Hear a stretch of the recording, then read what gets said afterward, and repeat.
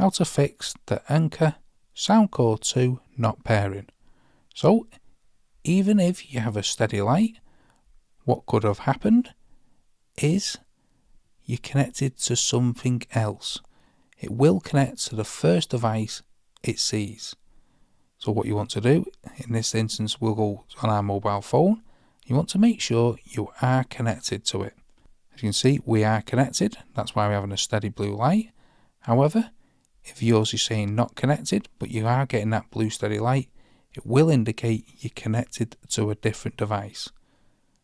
So, put the Anker Soundcore 2 into pairing mode by pressing the Bluetooth button. With it flashing like that, this means it's in pairing mode, so go back over to the Bluetooth and reconnect, and hopefully that'll connect to the device that you want. If that doesn't work, it may indicate that it keeps connecting to the device you don't want.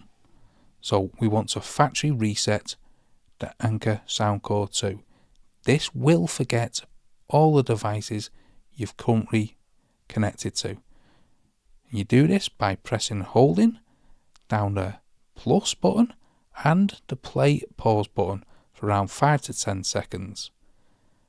The blue Bluetooth button will disappear first, and the power button will turn red. Then it'll play an audio sound and then turn off. Once you power it back on, you'll get that white steady light showing power and the blue flashing Bluetooth button showing it's in pairing mode. So we'll go over to our Bluetooth device, and even though we have connected to it, as we've factory reset it, this is like it's a completely new device. So we'll say forget this device here, and it should pop up. You can see Soundcore 2. We'll select it, and now we're definitely connected to that. And it's now we've got a blue steady light. So hopefully if it was connecting to a different device, it's now forgot it, and we are now paired with this device here.